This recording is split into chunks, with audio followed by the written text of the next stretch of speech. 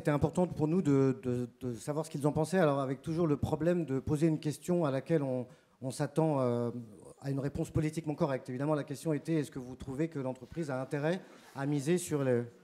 Ça, c'est toujours le problème, parce que nous, évidemment, on n'a pas de retour vidéo. Très bien.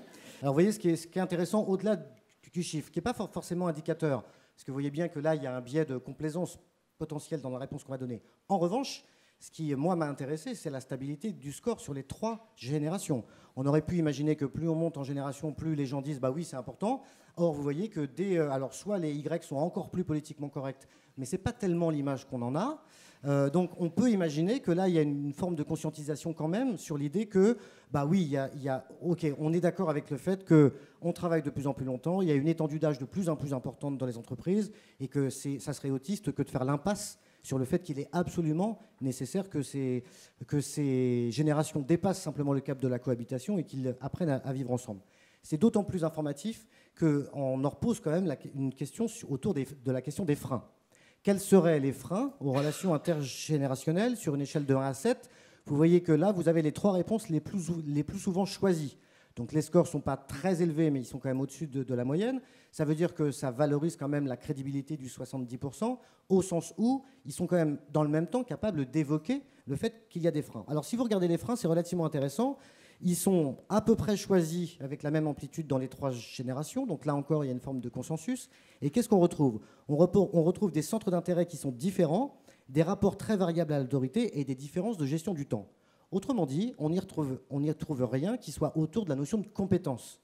À aucun moment on dit il y a un groupe qui est meilleur que l'autre ou il y a un groupe qui est plus compétent que l'autre et donc du coup c'est compliqué de travailler ensemble. On retrouve quelque chose qui sont beaucoup autour des normes, qui sont d'ailleurs professionnelles ou pas, et on y reviendra. La question du rapport à l'autorité, elle est fondamentale, et surtout la question du rapport à la gestion du temps. Alors ces freins-là ont été aussi beaucoup évoqués dans le cadre des focus group par les différentes générations et donc avec un grand consensus. Donc là, c'est vrai qu'on a une vraie similitude entre les résultats du questionnaire et les résultats des entretiens collectifs. Ce qu'on nous a beaucoup dit sur les freins à l'intergénérationnel, ce sont des différences dans les moyens de communication. C'est-à-dire que la génération Y est vraiment cataloguée comme étant une génération qui est en permanence sur son portable, qui communique en envoyant des mails, en envoyant des textos, alors que les générations précédentes sont beaucoup plus sur une communication interpersonnelle. Donc on nous a dit, voilà, ça fait partie des freins et ça peut générer des incompréhensions. On nous a aussi beaucoup parlé, et ça on y reviendra dans les plans d'action, sur des rapports à l'entreprise qui sont différents et des rapports à la gestion du temps et à la flexibilité qui sont différents entre les différentes générations. On nous a dit finalement, on a des générations S qui sont beaucoup plus sur une culture du présentéisme, alors qu'on a une génération Y qui est hyper connectée et qui peut travailler aussi bien de sa voiture que de son bain ou de son bureau grâce aux nouveaux outils de communication.